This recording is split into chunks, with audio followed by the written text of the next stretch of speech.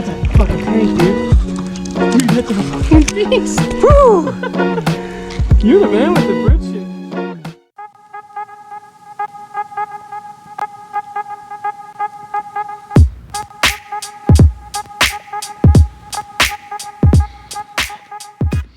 What's going on, guys? Bassin Up Moffat here, coming at you with an extra special little video this week. We got a little tip fishing video for this week, so let's get into it. Doing this video because didn't feel like going fishing this week. It was way too freaking cold, and just felt like giving the fish a break, honestly, because our little spot's been getting a little worse and worse every time we go down. So without further ado, I'm going to show you guys some tips on one of my favorite baits that's become one of my favorites over the last 2 years, which is the chatterbait. I've caught so many much more nicer fish off of that the last 2 years, it's ridiculous. Everybody needs it in their arsenal, and everybody definitely needs to throw it every once in a while. So first off, we're going to go out with the ZMan chatterbaits. The ZMan chatterbaits are probably the most well-known and the most used and the most bought, because they're one of the first ones to ever come up with this design and really perfect it. This is just the original ZMan chatterbait. These guys still catch fish like crazy. They have the jackhammer series as well. They're even 10 times better. They're tungsten made and all that. But these little dudes catch fish. And then over here, I got the Guggen series. The Guggen Baits Clickbait. Now this one, as you see, has a lot different head on it for the front compared to the ZMan right here. Two totally different style blades there. This Guggen one, I believe, vibrates 10 times harder and thumps way more like a crankbait than the original chatterbaits do. These still have a lot of vibration and still work really well, but for some reason these have an extra wide vibration and an extra wobble to them. These guys really are good for like slow rolling and more stuff like that. So now I'm going to get down into sizes of these guys. A lot of the ones that I throw have been 1/2 ouncers, just because a lot of the lakes that I fish around here are generally a little deeper, especially Cadores. Average depths on Cadores is anywhere from 20-ish and so on. And I mean, Cadores gets out to 120 feet deep at the deepest spot. So like the 1/2 ounce more because I can get it down there and let it sink a little faster. But in some of my shallower waters, I'll throw the 3/8 ounce, or even in the creeks for smallmouth, I'll throw these tiny little guys. Now ZMan makes these tiny little guys that really tear up for the creek smallmouth. They work pretty good. Little crappie even grab them and bite them sometimes, and little bluegills very rarely. I mean, I have never caught a bluegill on it yet, but if you catch a big enough one, I'm sure it could get his mouth around that. But they work pretty good. There's a little chartreuse and white color there. Now I'm going to get down into the colors of them. Typically, these darker color ones, your black and blues, your green pumpkins and stuff, I'll throw that in dirtier water. This black really creates a big silhouette in dirty water, so it makes them fish key in a little bit more. Then also the added vibration from it just being a chatterbait. Then these lighter colored ones like the shad or your normal green pumpkins, it kind of looks like another bluegill or a little shad, or the sexy shad. I will typically throw them more in clearer water. Now you can still throw the white and the chartreuse in dirty water, but I would do that more so on sunny days, because that white and that chartreuse really helps shine through in the sunnier days. The black ones go good in the darker days because that black really helps create a silhouette for them. And then if I want a crawl presentation, especially like early spring, I will throw the ever so popular hot crawl color. Everybody's going nuts over this in the spring. This is just a hot spring chatterbait color. The fish love it because all the crawls are that bright red color. Just kills in the spring. And then if it's more so summer or like late spring or Any other time and I want a crawl style presentation, I'll just use like a normal green pumpkin one, or maybe this like Houdini one if I'm in a little dirtier water, like on the river. Caught a lot of nice fish on the river with the Houdini colored chatterbait. Okay, now we're going to get into the trailers that I will typically use for these bad boys. I'm going to show you this one. This one's already rigged up right now with one. Some of you might be thinking, oh, that's a pretty tiny trailer for this chatterbait. It is. I didn't trim the skirt. I was lazy with it. But I honestly think that this smaller presentation has been working a lot better for me lately, just because of where I've been fishing. It's the bait isn't exactly very big, and these feet kick out just enough and stick out just enough to create a little extra action in the water. The trailer on this one is one of the ZMan Goat series lures. They got that Elastec, so the extra stretch. If fish bite onto the back of it, they're not going to rip them claws off or anything like that. They're an awesome trailer. They kick real nice in the water too, so that helps. Here's a couple colors of them that I got. Got white, and I got the deal. The deal is actually what was on that one right there.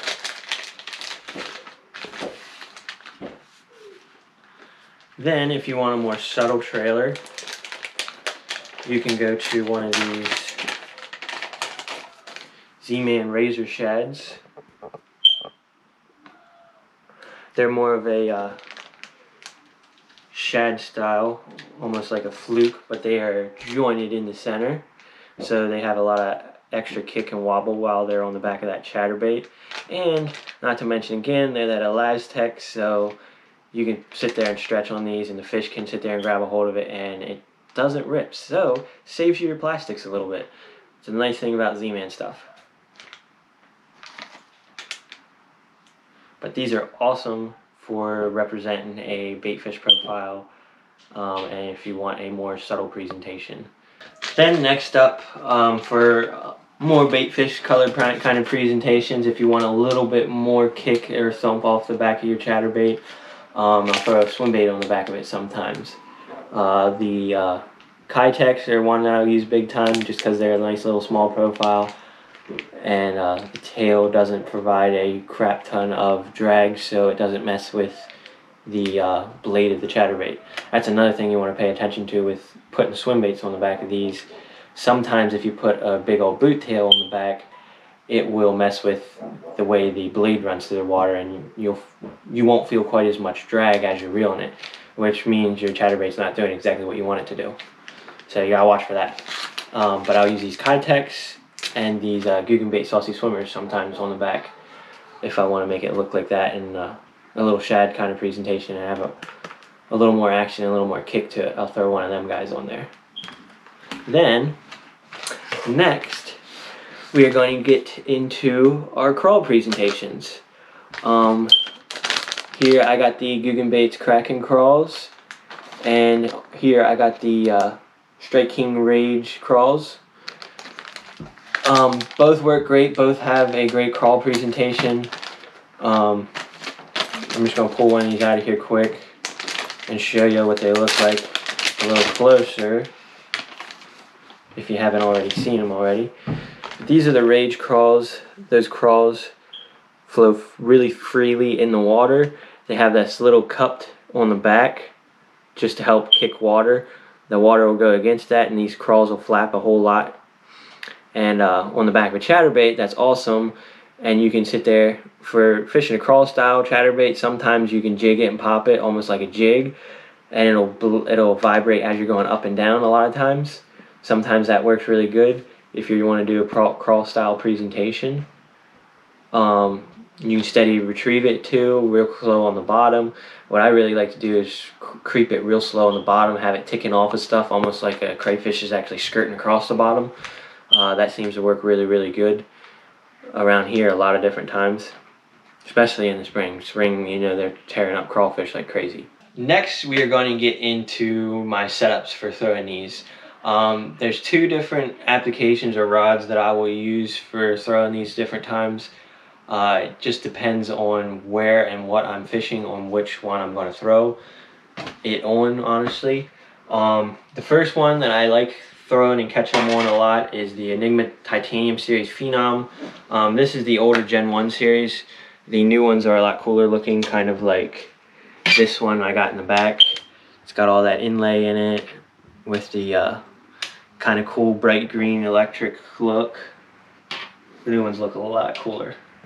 I just never got a new one of this one yet because this rod's perfectly fine. But this is an Enigma Phenom Titanium Series. This is the 7.2 heavy fast action. It's got the light tip with that fast action, and since it's a heavy, it's got a nice backbone to it. And 90% of the time, this rod will load up perfectly when the fish bites it, that I hardly even have to set the hook on it. He's already buttoned most of the time. Now, I'm not telling you don't set the hook with it, but this rod mostly does the work for me, which I love, and I give Enigma some awesome credit for, because there's a lot of rods that I've used that don't load up properly, that when you're on the fish don't exactly hook up the way you want them to, and these guys have got it figured out. They load up perfectly everywhere they need to ensure that that fish is going to get hooked when it needs to. I very rarely lose fish, and I'm a firm believer in that these rods have helped with that. I mean, it helps with having all the other right setups too and doing things right, but I'm a firm believer in that these guys have helped. And on this rod, I have it paired up with a Shimano core reel. It is a 7:1 gear ratio Shimano core. Take a nice little look at her. Got a custom handle on her just because it make it look a little bit cooler.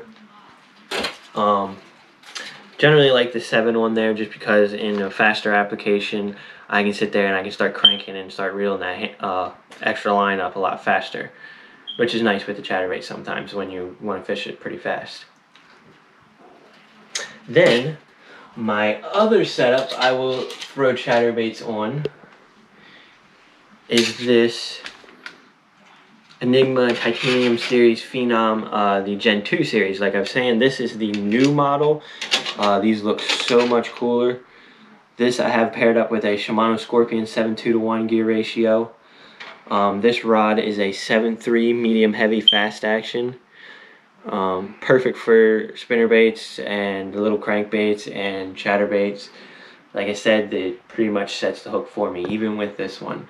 It's got a nice soft tip for when the fish bites. It gives a little bit, and then it's got that backbone to really drive the hook into it once they're bitten.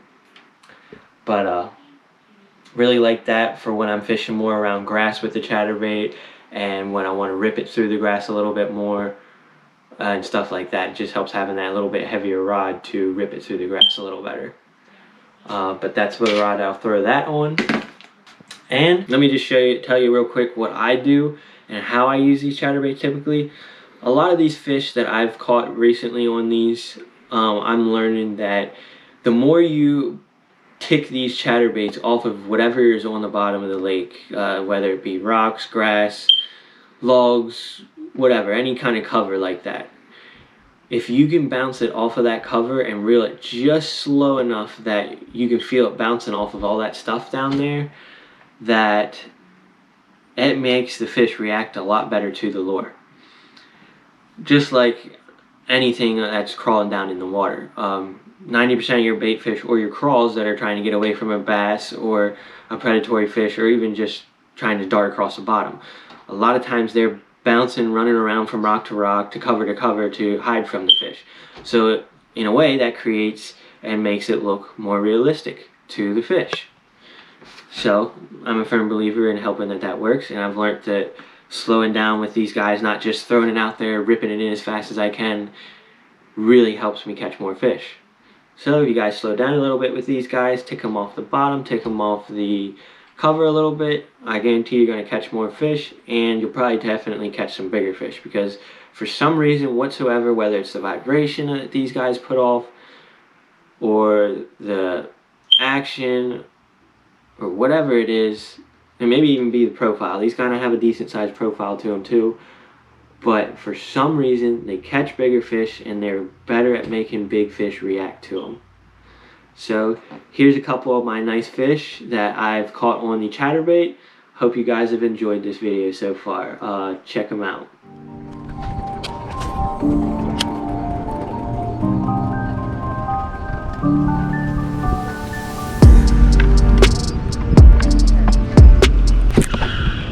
There's one.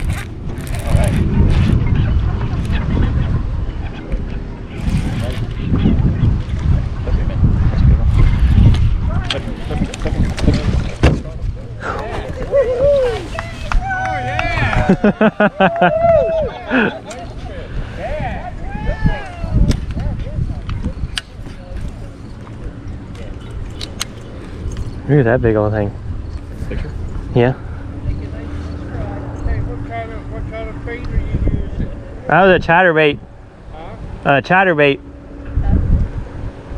Chatterbait? Yep.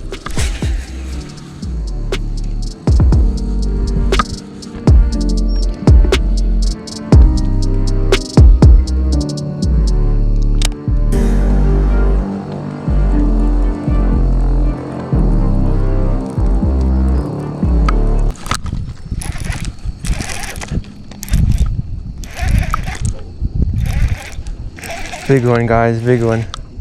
This is a good one.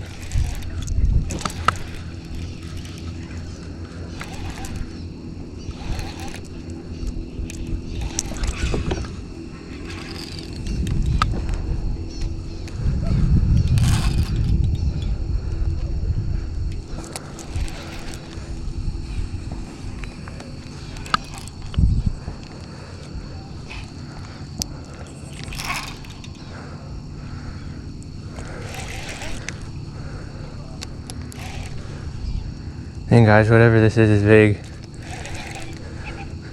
Oh, it's a donkey bass. It's a donkey.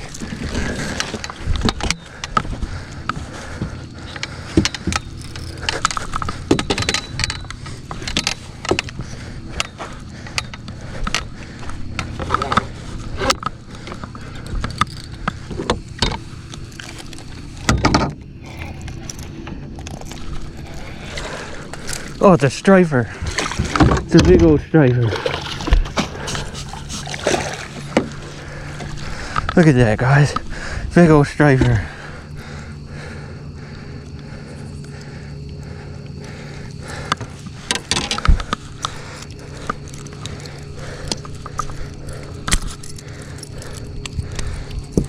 Big old striper, guys. Look at that. Look at that. Freaking big old striper.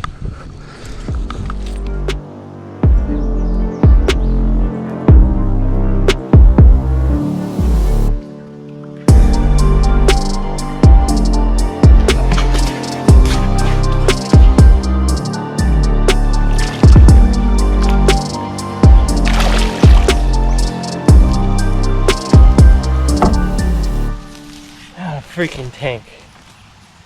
Look at this freaking thing. Look at that fish. What a beautiful fish. So that's going to conclude this video for you guys. Went over a lot of the chatterbait stuff. Hopefully you guys have found some of this helpful. Hopefully it can help you guys get out there and catch some fish on it. And if you do get out there and use some of this to catch some fish, make sure you drop it down in the comments below. I'd love to hear that I was able to help you in any kind of way. And keep hitting that like and subscribe button, guys, because as soon as we get to 500 subscribers, we're going to do another giveaway. Don't know what yet. It's going to probably be some kind of lures or something like that. So stay tuned for that. Keep liking and subscribing. Appreciate all y'all that have subscribed so far. Thank you so much for it. And stay tuned for the next one, guys, because we're going to come at you again next Thursday.